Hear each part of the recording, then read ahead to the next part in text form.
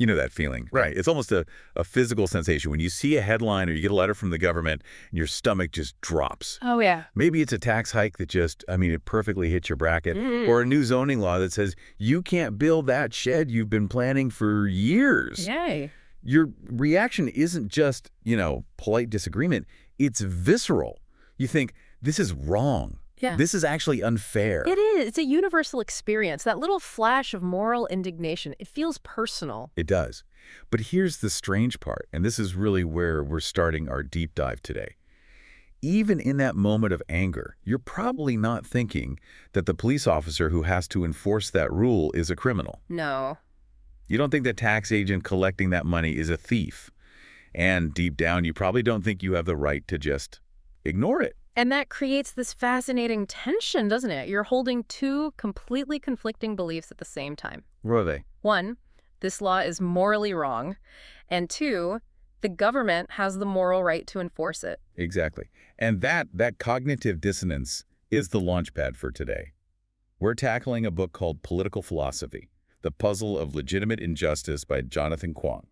And just that title alone, legitimate injustice, it sounds like it shouldn't exist. It sounds like a contradiction in terms, like dry water or, honest politician. It does. It sounds impossible. But Quong argues this specific contradiction is kind of the central nervous system of liberal democracy. Wow. And to frame this, he looks at two real moments. First, 1998, Tony Blair's government in the UK bringing in university tuition fees. I remember that. People were furious. Furious. Then he jumps to 2021 and President Biden's proposals to raise taxes on corporations and high earners. Also very controversial.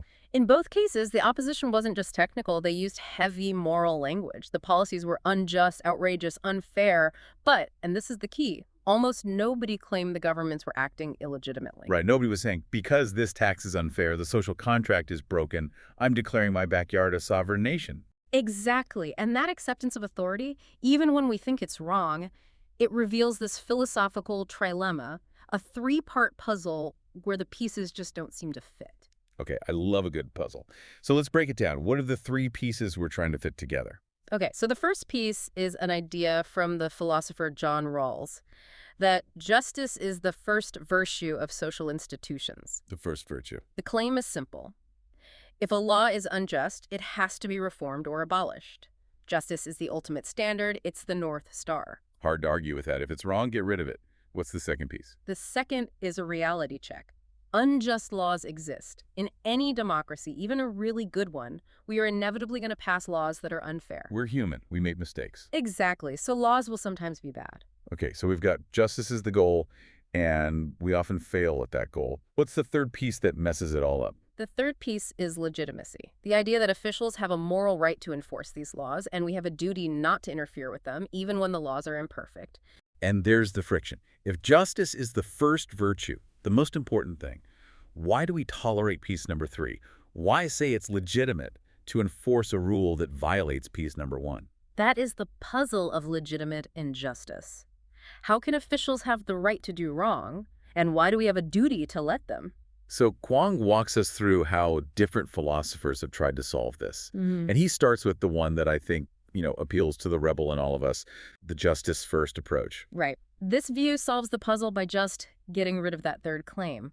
It says legitimacy does not exist if the law is unjust. There's a famous Latin phrase for this. Fiat justitia ruat caelum. Let justice be done, though the heavens fall. Love that. The argument is that wearing a badge or being a senator doesn't give you a sort of magic pass to act immorally. If it's wrong for me to do, it's wrong for the state to do. It just strips away the costume of authority.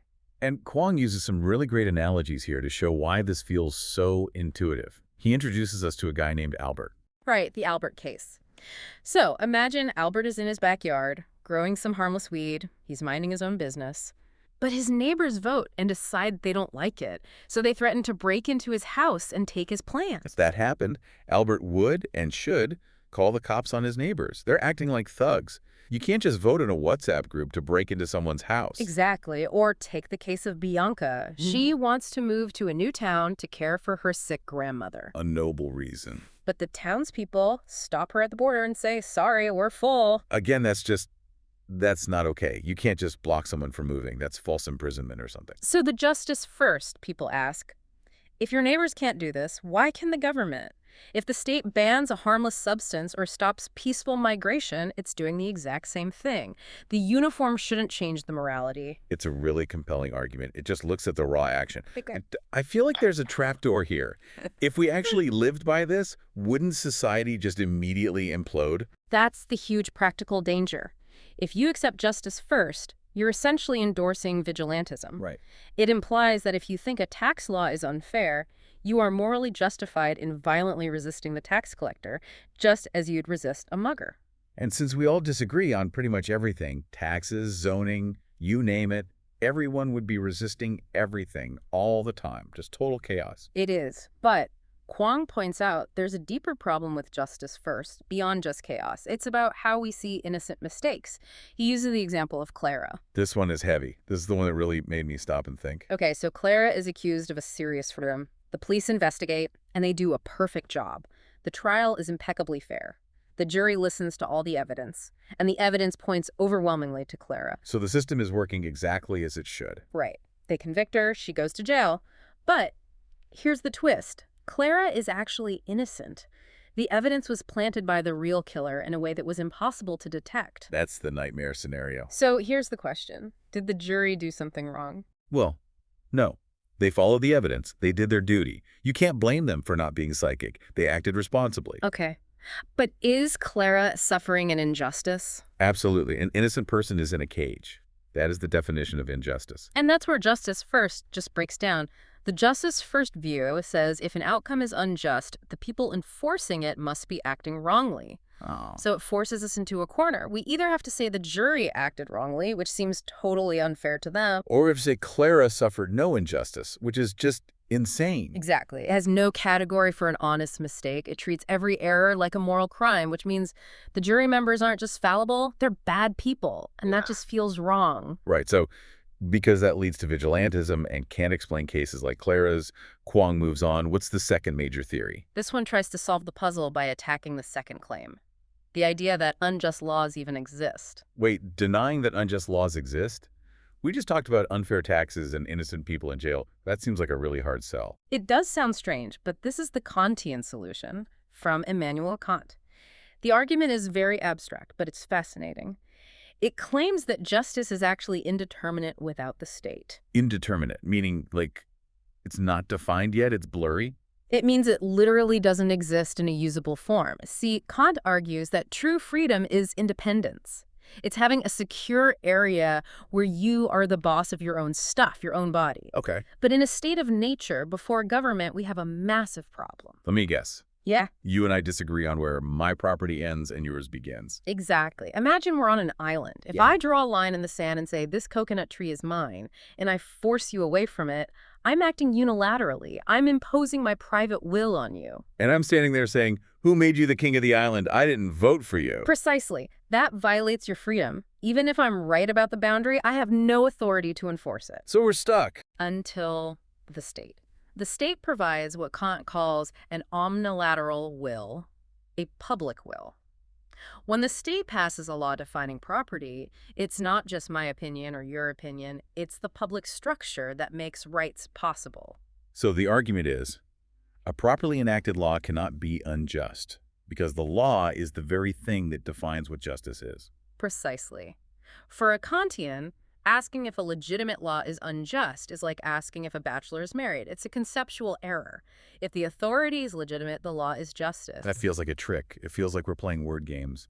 Oh, the law says you lose your house. Well, the law defines justice, so technically this is justice. Sorry. Quong agrees. He calls this the indeterminacy dilemma.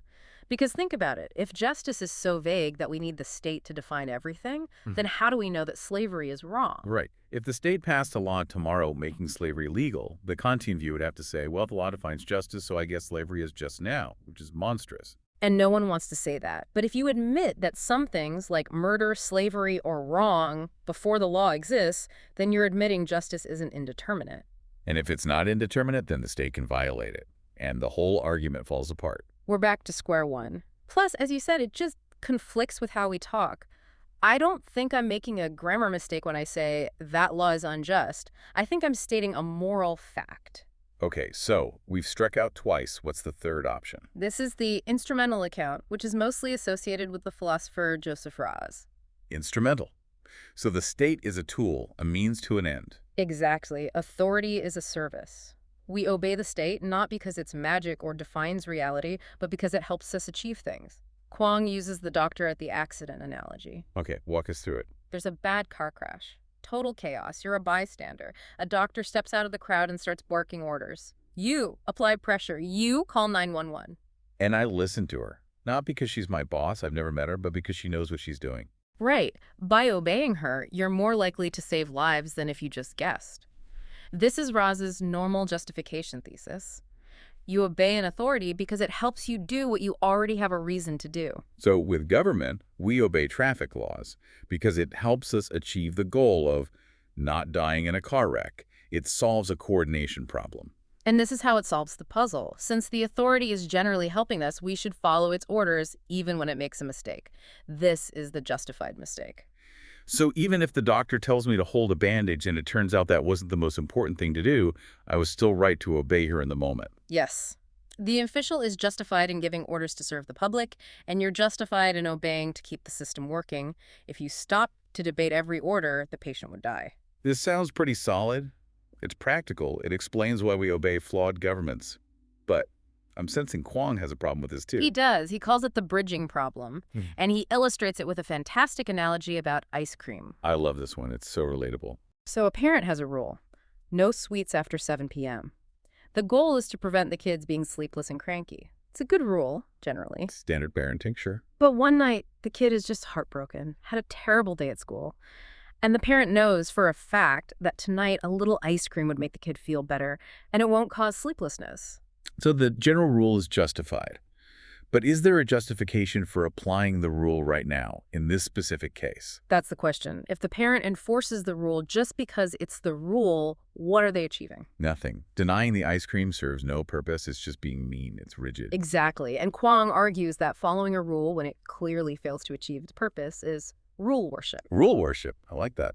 If the only reason for authority is to provide a benefit, then in the specific cases where you aren't providing a benefit, like enforcing a dumb law that hurts people without helping anyone, your authority should just evaporate. So the instrumental account fails to bridge the gap between the general value of government and the specific bad law. It can't justify that one act of enforcement. Right. We're running out of options here. Justice first leads to vigilantism. Kantianism ignores reality. Instrumentalism leads to rule worship. What about democracy itself? I mean, the fact that we voted on the law, doesn't that give it some kind of legitimacy? The people have spoken and all that. This is the idea of democratic equality.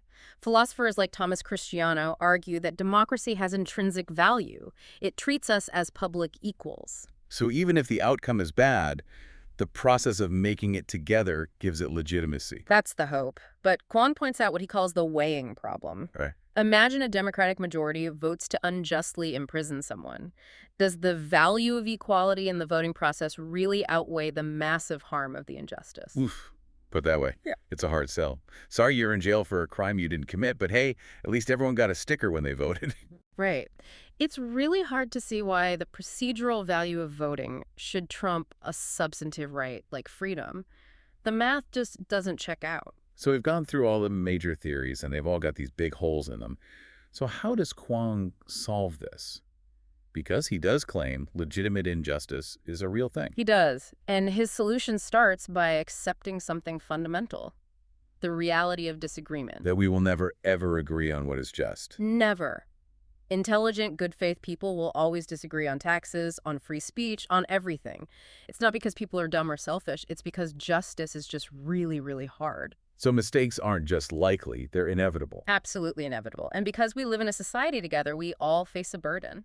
The burden of being subject to rules we think are wrong. Okay, I follow.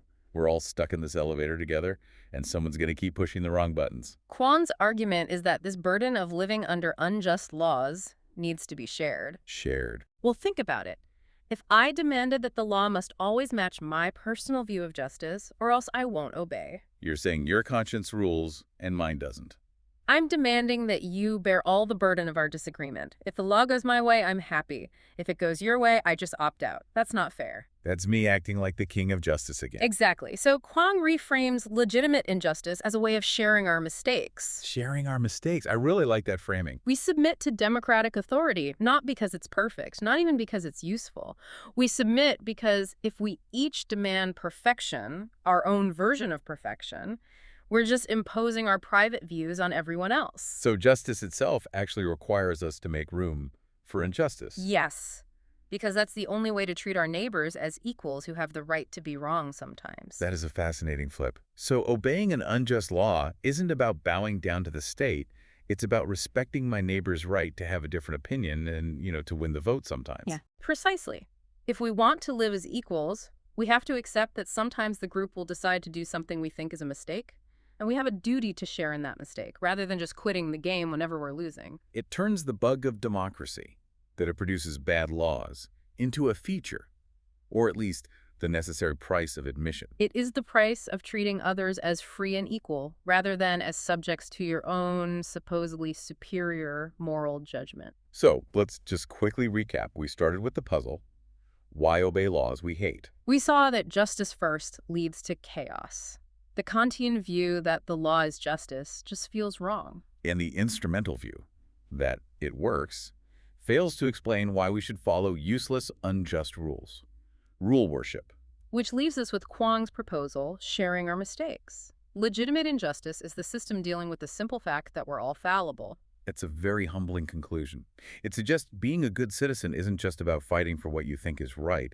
It's also about knowing how to lose and how to bear the cost of others being wrong without tearing the whole thing down. It shifts the whole perspective. It makes obedience, in a strange way, an act of solidarity rather than an act of submission. And that is a provocative thought to end on. The next time you see a rule or a policy that makes your blood boil and you are absolutely sure it's unjust, ask yourself this. Is this a failure of the system, or is this just a mistake I have to share? It definitely changes how you look at the news.